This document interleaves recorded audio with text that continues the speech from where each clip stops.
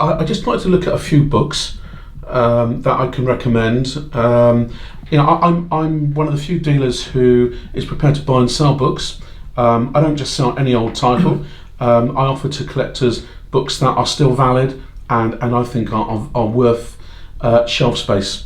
Yes. Okay, and a good library is essential. I've got an enormous library, probably 500 books covering postal history, blacks, blues, reds, postal rates, usages, covers, cancellations, coffee houses, everything. So I'd like to just look at a few of the books we've got. So it seems to me that one of the basic books that most collectors of GB should have is the Stanley Gibbons Concise. This is the very recent edition, 2020. It's an excellent book with a basic listing of mint stamps, used stamps, with more specialised listings quoting their selling prices, and it's copiously illustrated.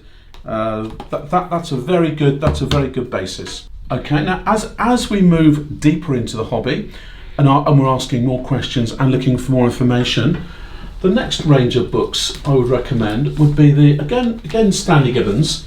We're looking at their specialised range.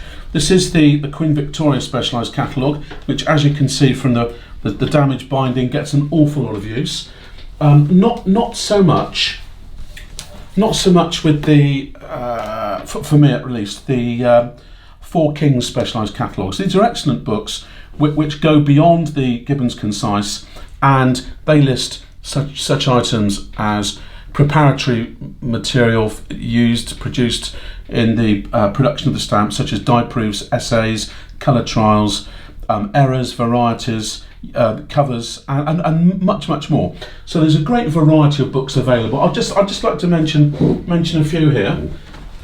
This is an excellent book, May Dates, which lists all of the penny blacks and topney blues used in the early parts of May. Excellent book, giving pedigree and any faults that are on the covers.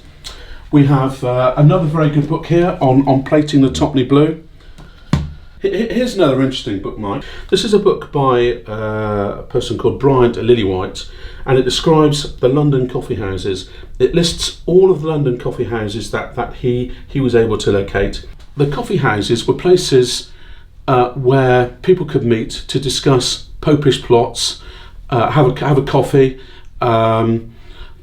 discuss business transactions, but they were also places where you could receive and leave letters for various destinations. For instance, if you wanted to send a letter to Jamaica, you could go to the Jamaica Coffee House and leave your letter there, knowing it would be on its way to Jamaica. Very interesting book, and it's an excellent book. But the problem is that a lot of these books are long since out of print, and they're very difficult to get. But if you're a collector and you're looking for any if you're interested in any particular area and you're looking for advice on what books would be valid to consider buying, please drop me an email, bill@barrell.co.uk. My website, www.barrell.co.uk, offers a fine selection of books, and I'm always pleased to help and advise collectors.